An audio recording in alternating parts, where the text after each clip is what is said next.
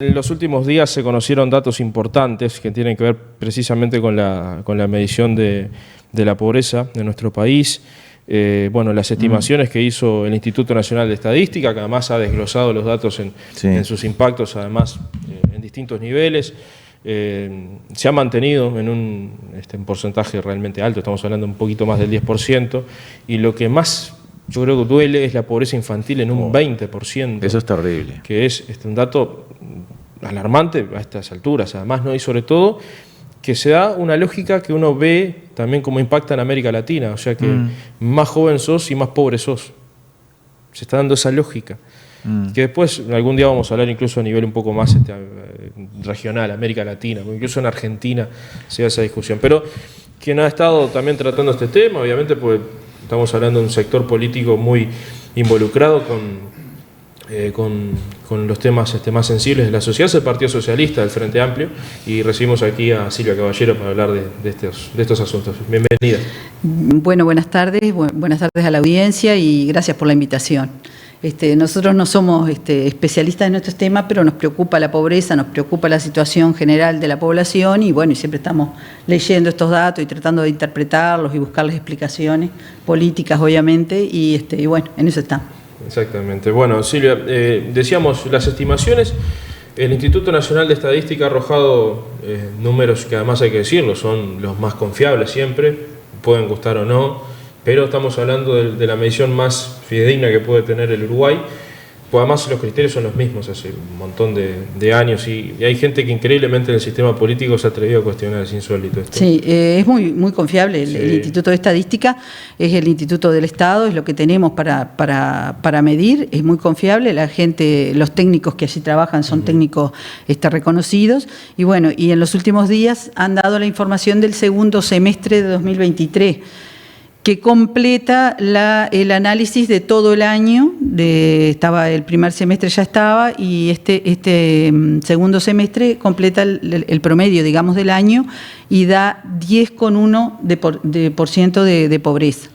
Lo que en una población de 1000 personas serían 101 personas que están bajo la línea de pobreza, que es un número doloroso para los que estamos en política, doloroso para la población, y más cuando esa cifra, de acuerdo también al Instituto de Estadística, esa cifra cuando se traslada, se desagrega, como le llaman los analistas, se desagrega por edades, da que los niños de 0 a 5 años, esa cifra llega al 20%. O sea que los más pobres son la primera infancia, los niños son los más pobres.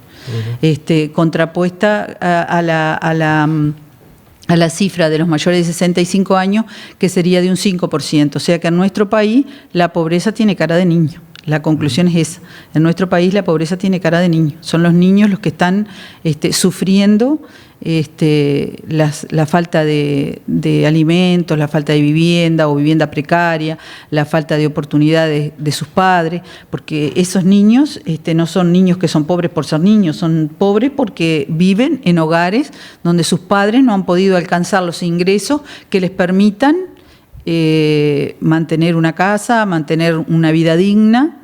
Son hogares donde seguramente alguno de los padres no trabaja o trabaja en changas o tiene empleo informal. Yo les decía eso de la desagregación de los datos, cuando se desagregan los datos de pobreza tomando otras variables, porque el INE calcula la pobreza tomando los ingresos, se toman ingresos monetarios. Por familia, se toman los ingresos de toda la familia y después se dividen entre la cantidad de integrantes de acuerdo a un ficto, digamos, que se toma por integrante para no ser pobre, y eso da, si el hogar es pobre, que tenemos un 7% de hogares pobres, y después si sus integrantes son pobres. O sea, se toman los ingresos. Cuando el hogar tiene asistencia médica paga por el Estado, también se suma eso a los ingresos y eso da el promedio y se divide y da el promedio de cuánto en ese hogar entra monetariamente por integrante. No toma en cuenta otras condiciones. Pero como esos datos están, cuando se desagrega por otros datos, se llega a la conclusión de que los hogares monoparentales con madre a cargo de la familia, los hogares donde las familias son descendientes de familias con ascendencia de raza negra, son los hogares donde hay más índice de pobreza. O sea, la pobreza es de niño, de pobre y de negros, de gente con no lo digo en tono, lo digo como dato, ¿no? Y de gente con ascendencia de raza negra. Los hogares monoparentales, ya sabemos que una madre a cargo de una familia le cuesta mucho más salir de su casa para conseguir un trabajo. Cuando consigue un trabajo, seguramente sea un trabajo mal pago o un trabajo de medio horario, porque en el otro medio horario tiene que atender a sus hijos, y todo ese contexto es lo que lleva a que nuestra pobreza sea fundamentalmente pobreza infantil. Y en este sentido, yo decía, va estableciendo también un modelo ya desigual desde el arranque, porque además, tomando en cuenta la debilidad estatal a la hora porque cuando uno ve ese reflejo a través de la estadística, a través de las mediciones, son justamente la guía para conocer dónde están los principales problemas o determinar en definitiva el conjunto de causas que llevan a ese nivel tan importante de la pobreza y sobre todo marcado en la pobreza infantil. Y yo esto voy con, estamos en una época donde se trata de sacarle al Estado por todos lados y dejarlo flaco, por decirlo de alguna manera, y es donde más tenemos que reforzarlo con recursos, pero no solamente recursos, hablando desde el punto de vista del dinero, sino también personal adaptado. El famoso, hoy en día está de moda el concepto multidisciplinario, interdisciplinario. Bueno, acá es donde más estaríamos necesitando, además de esos apoyos. Sí, trabajando con estos datos también desagregados, se ve que los hogares estos pobres son hogares de gente que tiene trabajo, pero que tiene trabajo porque se mide ingresos, como decíamos, claro, que tiene trabajo que está en la línea de la pobreza, que puede salir y entrar de la pobreza, oscilar dentro de la línea que divide la pobreza, y son hogares que seguramente, como decíamos, tengan trabajos informales. Entonces, lo paradójico de todo esto es que la economía ha crecido un 3%, que se han generado puestos de trabajo, que ha bajado el índice de precios al consumo. En el último semestre bajó el índice de precios al consumo. Entonces, es lo paradójico de que aún con todas esas condiciones dadas, siga aumentando la pobreza. Entonces, la explicación puede estar en el sentido de que, la pobreza, la desigualdad está aumentando entre los trabajadores. O sea, que hay un grupo de trabajadores que está ganando bien porque está preparado, que son trabajadores pero que están preparados, tienen una profesión, un oficio y que están ganando bien, y hay otro grupo de trabajadores que son estos trabajadores que entran y salen de la línea de pobreza, que tienen trabajos de mala calidad, con bajas condiciones laborales, y que son, porque hemos visto que se han generado puestos de trabajo, sí, se han generado, pero los puestos de trabajo que se han generado son puestos de trabajo de mala calidad. Por ejemplo, los de estos trabajos que se dan por los jornales solidarios, son trabajos, se han generado puestos de trabajo de jornales solidarios, pero son trabajos de muy mala calidad. Es cierto que no se pide una preparación para eso, pero son trabajos que son de poco horario y de bajo monto de ingreso. Entonces, esos trabajadores con los trabajadores que están sí calificados, se está generando una brecha entre trabajadores. Iría por ahí la cosa.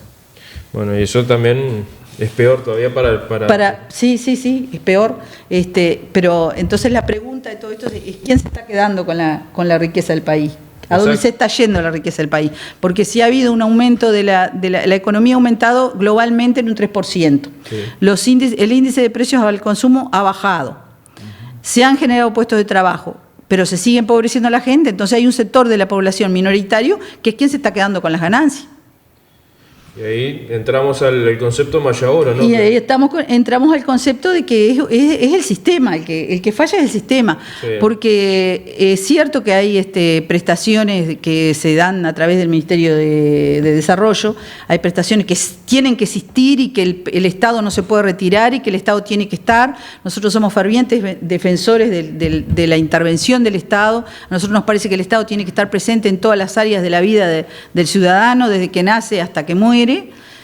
Tienen que estar, pero esas prestaciones que da el Ministerio de Desarrollo no mueven la aguja en cuanto a la línea de pobreza, ¿o no? Porque primero porque lo que dijimos al comienzo, que la pobreza se mide por ingresos, ¿no? Por ingresos monetarios. Y las prestaciones que dan son una ayuda para que se mejore en cierta forma.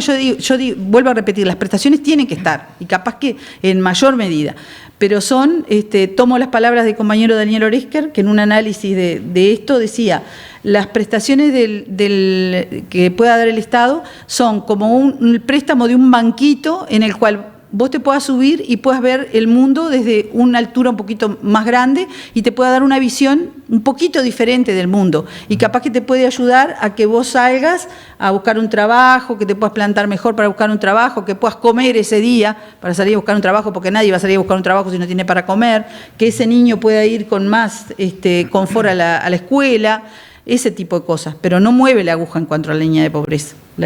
Para mover la aguja en la línea de pobreza se necesitan políticas que sean mucho más abarcativas, que sean mucho más globales, que generen empleo, que generen vivienda, que generen otras condiciones para la población que le permita salir a trabajar.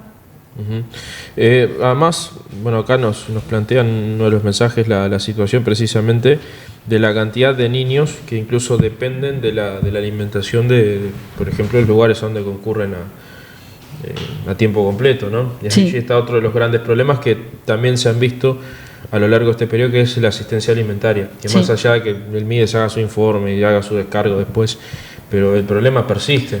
Y no se ha visto una evolución tomando en cuenta los aspectos que decías, el hecho del índice de precio al consumo, el crecimiento de la economía. Bueno, está todo esto, lo enrabo el famoso, la teoría del derrame. Bueno, eso no lo vemos nunca. No lo vemos nunca. Yo tengo 64 años y siempre escuché lo de la teoría del derrame, a mí nunca me llegó al derrame. Eso es, por eso te digo, nosotros somos un partido político que estamos siempre a favor de la presencia del Estado. El Estado no se puede retirar. Ya estamos viendo lo que está pasando en Argentina, que Milei está retirando el Estado de un montón de situaciones, de empresas, está despidiendo empleos públicos. El Estado no se puede retirar. Nosotros pensamos que el Estado tiene que estar en todos los aspectos de la vida, apoyando y dándole asistencia, no un Estado asistencialista puro, pero dándole asistencia en el sentido de que promueva la generación de empleo, que promueva la educación gratuita, la educación obligatoria, que se promueva la ida de los gurises al liceo, que se promueva la ida de los gurises a las universidades. Por suerte ahora tenemos, se ha descentralizado la Universidad de la República y tenemos carreras más al alcance en Durazno y en otros departamentos. Todo ese tipo, es un conjunto de medidas que el Estado tiene que tomar para poder bajar este índice de pobreza. Quiere decir que este aumento de lo que es la economía uruguaya, en números macro, digamos, ¿quién se beneficia? Los que realmente tienen un capital determinado. Claro, los productores, los fabricantes, los exportadores, que los ha favorecido viene hace años. Ahora están diciendo que el dólar está por debajo de los 40, que piden que suba a 58 pesos para que ellos ganen. Ahora la moneda uruguaya el peso uruguayo está fuerte porque se sobreentiende que con pocos pesos se compra un dólar. Cuando el dólar está alto, el peso no vale nada, obviamente, porque pesamos muchos pesos, claro. Así más o menos la cosa. Ahora, los niños en la escuela comen de lunes a viernes, por más que sea tiempo completo, que vayan a las 8 de la mañana y lo retiren a las 5 de la tarde. Y esto de estos puestos solidarios es para gente que quizás entiende el Estado, que no tienen oportunidades mayores porque no están preparados, pero ahí estamos discriminando un poco. Pero son trabajos de mala calidad, de muy mala calidad de trabajo. Mal pago, por eso y son por un tiempito corto de que la persona está trabajando ese tiempito corto y que al no tener una preparación, después le dificulta conseguir otro trabajo cuando terminan eso. Ahora, es muy difícil conseguir otro trabajo. La persona que ha entrado en ese círculo de desocupación y de trabajo informal, es muy difícil incorporarla al trabajo formal. Es muy difícil. Porque ¿se adaptó a eso? No, porque no hay oportunidades para que entre al trabajo formal. No hay oportunidades. Y las oportunidades que hay muchas veces, porque Vos me podés decir, bueno, pero para ser peón, para trabajar en actividades que sean manuales, no se precisa tanta preparación. Pero bueno, uno de los proveedores de puestos de trabajo más grandes del país es el Estado, ¿no? Las intendencias. Bueno, el lunes pasado se votó en el Parlamento la ley que promovía la entrada, que fue una propuesta del Partido Colorado, que promovía la entrada, el acceso a los trabajos municipales por concurso. Lo votaron todos los partidos políticos menos el Partido Nacional. ¿Pero por qué el Partido Nacional no lo votó? Porque la mayoría de las intendencias son del Partido Nacional y son una de las vetas que tiene el Partido Nacional para conseguir votos. Por ahí se decía un ejemplo en Cerro Chato, La Paloma, por llamar algo, Carlos Reiles. Decía, si precisás un peón no vas a hacer concurso. Bueno, está, pero de repente... Un sorteo. Hacen un sorteo, hacen un llamado, necesitamos un peón, se van a anotar, no una persona, van a anotar 10 o 12.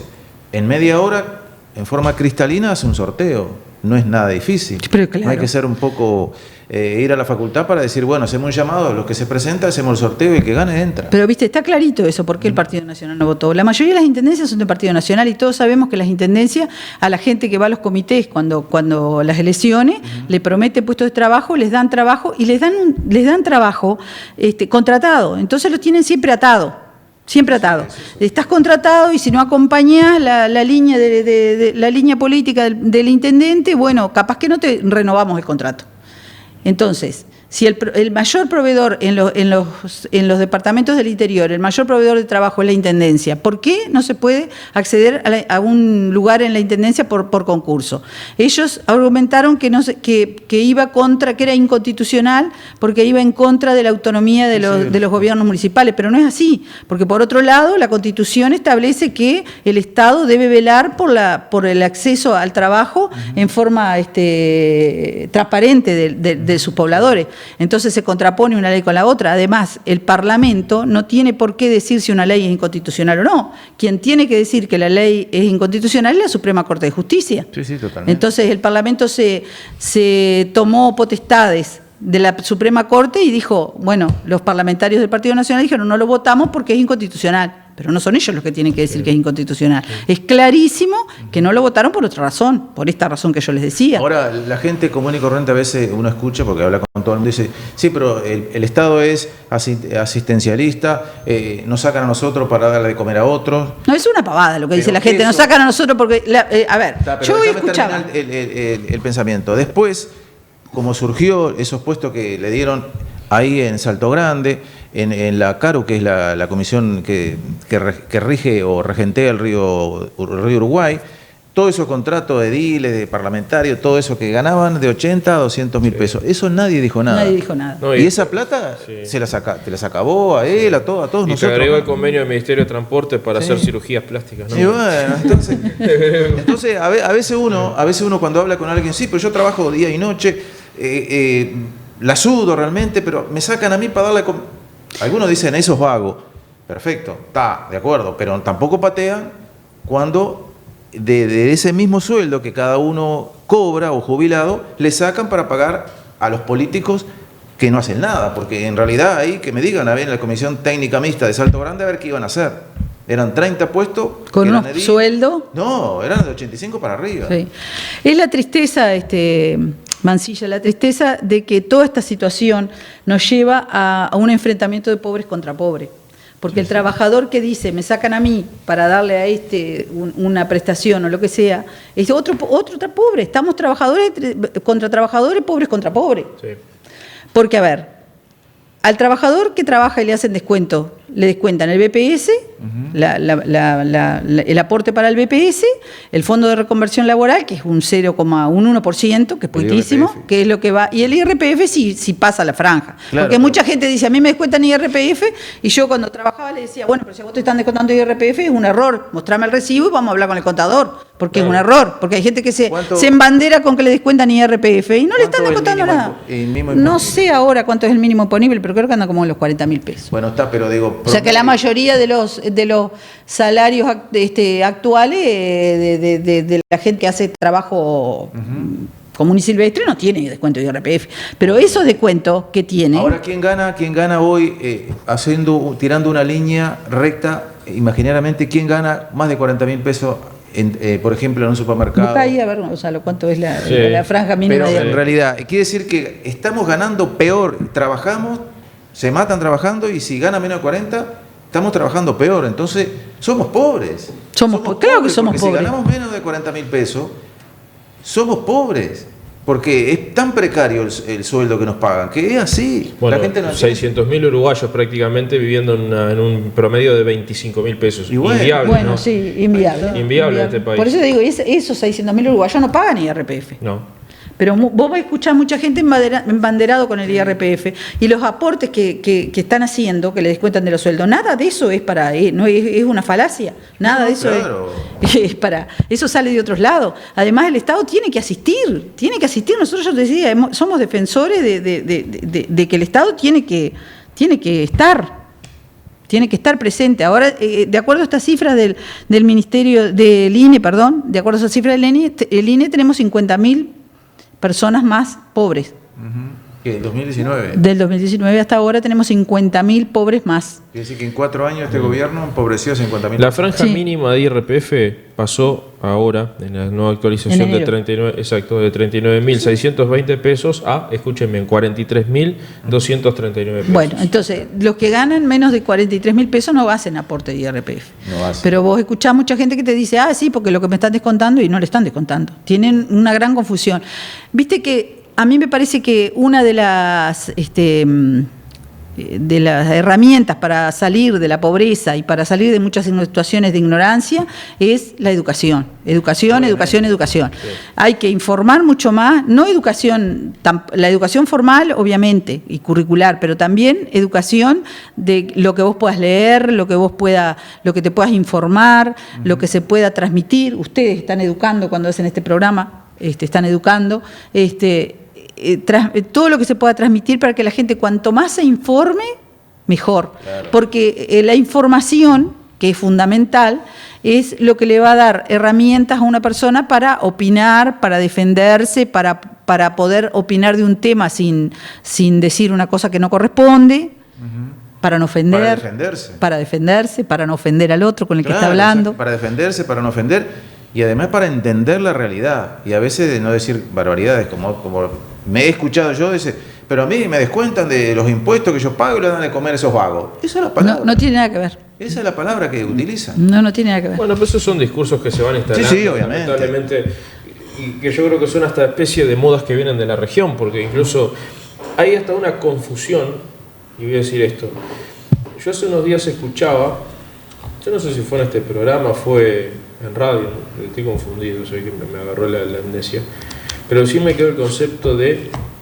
No, fue una charla que escuché. Alguien que además me encantó porque definió a Pacheco Areco como héroe y después se autodefinió ballista. Yo nunca había escuchado semejante... Pelotazo. Semejante cosa surrealista sabés que de política en no mi tiene. vida. Bueno, decía, el Frente Amplio destruyó la clase media, que era una reivindicación del vallismo. La verdad, lo mandaría a estudiar un poco de vallismo el hombre. Sí.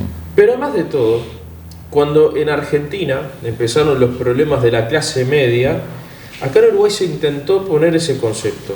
Y yo les hago este ejercicio. A mí me encantaría tener los problemas de la clase media argentina. ¿Sabes cuáles son los problemas de la clase media argentina? No ir a Punta del Este. Sí.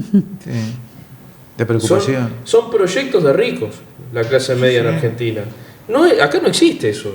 No. No existe eso. Hay también mucha confusión en ese tema. Hay gente que piensa que si tiene un buen sueldo, que vive de un salario, pero el salario es bueno, es clase media. No, si vos vivís de un salario, sos trabajador. Si vos dependés de un salario, sos trabajador, no sos clase media, sos trabajador. Clase media es el productor rural, el que tiene una fábrica y algunos productores rurales, sí, porque los pequeños emprendimientos no. Acá ha dicho gente, dice, no, pero a veces dice, el productor rural son los que están bien y tienen 4 o 5 vacas, 20 ovejas, no sé, algún par de hectáreas. Eso no se No, esos son pequeños productores. Eso No, yo digo los son grandes gente productores. laburadora. Los grandes productores. Claro. Si vos vivís del salario y vivís de las inversiones que haga otro, que es tu patrón, y que las ganancias dependan del patrón, y son del patrón, vos no tenés incidencia en las ganancias, vos no sos clase media, sos trabajador. Sí, es un trabajador, laborador, que quizás administra bien y tiene su casa, su vehículo, puede ir a Punta del Este, como dicen los argentinos. Sí, la diferencia de clase existe. Lo que pasa es que durante tantos años nos han querido borrar el concepto de que no hay clases sociales y que la diferencia de clase no existe más, pero existen las diferencias sociales. Sí, las clases sociales existen y cada vez más vigentes. Natural. Cada vez más vigentes. Sí, cada vez más vigentes, pero además de todo, uno ve que esas asimetrías de poder se establecen cada vez más, lejos de combatirlas o de hacer una política estatal que reduzca esas brechas, se agranda más justamente. Y como es, por ejemplo, sacando la presencia estatal y estableciendo que todo tiene que pasar por el mercado. Es una discusión que parece de los principios de la humanidad, pero que la volvemos a tener. Sí, es horrible eso. Sí. Que el mercado determine todo y que el mercado regule todo es horrible. La mano oculta del mercado, eso es horrible. Porque las sociedades que viven bajo esas condiciones son tremendamente desiguales. Claro, sí. El Estado tiene que estar presente, tiene que regular todas las actividades que se hacen y no puede dejar todo librado al mercado. No, pues aparte es una discusión más vieja. A la oferta y la demanda, sí. Claro, pero claro. Ahora para mí ha tomado de vuelta mucho y porque hay un resurgimiento de la derecha en el mundo. Sí. Sí, si el Estado no regulara, por ejemplo en Uruguay, que los 1 de enero hay que aumentar, que el 1 de julio hay que aumentar, la mayoría, y acá capaz que un privado empresario se me enoja, le aumentaría cada muerto un obispo a los empleados, pues total, si nadie controla, sí. nadie Claro, ¿no? claro. Entonces, el Estado tiene que estar presente siempre, porque sabe que yo, empresario, vos empresaria, dice, bueno, tengo a Mansilla de trabajador, el 1 de julio tengo que ajustarle, pero si el Estado no te obliga, pasa. Nosotros tenemos la suerte de vivir en un país donde la negociación colectiva está establecida por ley. O sea, la negociación colectiva que reúne a 3 partes, el representante de los patrones, el representante de los trabajadores y el Estado a través del Ministerio de Economía y Finanzas y del Ministerio de Trabajo y Seguridad Social. Entonces, por eso es la defensa de los consejos de salario, que son esas instancias donde se reúnen las 3 partes para negociar y poder sacar un convenio por rama de actividad, porque en nuestro país los sindicatos están divididos por rama de actividad. En otros lugares los sindicatos son por empresa, que es menos beneficioso para los trabajadores. La ley de negociación colectiva obliga a las partes a sentarse a negociar, pero no obliga a acordar. Entonces, ¿qué pasa? Cuando se reúnen las partes y en los consejos de salario no hay, en las rondas de negociación no hay acuerdo entre las partes, el Estado tiene la potestad de dar los aumentos de salario por decreto. O sea, si las partes no negocian, se sientan, negocian, empresarios, trabajadores y Estado no pueden llegar a un acuerdo, el Estado tiene que, por decreto, dar el aumento de sueldo a la rama de actividad que corresponda. Eso es una garantía para los trabajadores, obviamente, ¿no? Que sí. Que esté protegido por la Constitución y protegido por ejemplo, como el derecho de huelga, que está también. El derecho de huelga, el derecho a formar sindicato, son elementos fundamentales que están establecidos en nuestra Constitución y que a más de uno le gustaría sacar. Exactamente. Sí, no, eso se nota, por favor, eso se nota cada vez más. Bueno, pero si venimos a temas de niveles de pobreza, yo acá se lo he manifestado, la preocupación a todo integrante del sistema político. Yo ahora no tengo el dato preciso y discriminado de Durazno. No está. No eso está. te iba a decir. El lunes el INE largó este dato que estábamos trabajando ahora, lo largó el INE el día lunes, los datos del segundo semestre de 2023 de pobreza. Y mañana, viernes, va a alargar los datos desagregados por departamento. Ya se sabe que los departamentos esos crónicos que ya superaban el 8% de pobreza, que son los departamentos fronterizos, Artigas, Rivera, Cerro Largo, 33, y se estaría agregando Salto, y Montevideo, que también tiene un alto índice de pobreza. Se estaría agregando Salto. Y el otro dato que se va a alargar, pero que ya se sabe que es así, es que la pobreza se ha extendido, no en el Uruguay profundo, digamos. La pobreza se ha extendido en las ciudades con más de 5.000 habitantes. O sea que eso podía ser una muestra de que la gente se está viniendo de los lugares del campo, se está viniendo a las ciudades en busca de trabajo y no logra insertarse en el mercado de trabajo y eso lo lleva a vivir en ese línea tan delgada que hay entre salir y entrar a la pobreza. aún trabajando, salir y entrar en la pobreza, porque el trabajo es un trabajo de poca calidad, de poco tiempo, de poco pago, o informal, o fuera de... Vieron que el trabajo informal también creció, ¿no? El trabajo por fuera del registro en BPS también creció. O sea que encima de que el trabajo es de mala calidad, que es mal pago, encima es informal porque no tenés los derechos para jubilarse. Y ahora con la nueva ley de jubilación, teníamos que hablar hasta mañana, con la nueva ley de jubilación, cada vez menos se va a poder jubilar la gente, porque con la edad... Además, Habría que avisarle a Miere que a subirle la edad. está trabajando mucho por fuera de lo que él dice. Bueno, Sí. pero a ver, yo lo he escuchado a Mieres estos días, preocupado por el plebiscito, haciendo casi, disculpen lo que voy a decir, casi comentarios de asustadoñas, por no decir otra cosa, de que se les va a robar todo lo que tienen aportado en las AFAP. Empiecen a cuidarse porque se les va... Pará, loco, no mientas de esa manera. Sí, porque es una flagrante mentira. Es que la gente no conoce la... Y Nosotros eso, hemos va, estado... y eso va también en el nivel de educación que tengamos, porque a veces uno dice la pobreza y la mala educación. Entonces quizás a algunos políticos no les interesa mucho que nosotros Y claro. nos eduquemos, que nos informemos, porque cuanto más sepamos, mejor para ellos. Claro. Capaz que alguno se enoja y me dice, y bueno, mala suerte. Y mano de obra barata. Y sí. A los grandes capitales tampoco les interesa que la gente se eduque, porque cuanto menos educada sea la gente, más mano de obra barata consigue. Obviamente. Es toda una cadena, está todo enrabado y está todo relacionado. Ahora parece como un plan maléfico, ¿no? Todo lo que está todo enrabado, pero todo siempre para perjudicar a los más pobres y a los trabajadores. Totalmente. Silvia, gracias de verdad. Bueno, a las órdenes. Igual. Y así que nos vamos a estar reencontrando en poco tiempo. Nosotros vamos a hacer estas charlas Bueno, permanentemente. cuando quiera. Así nosotros vamos a la pausa. Mire que le guardé 2 o 3 datos más para decirle del resto, pero ya volvemos. Qué dolor.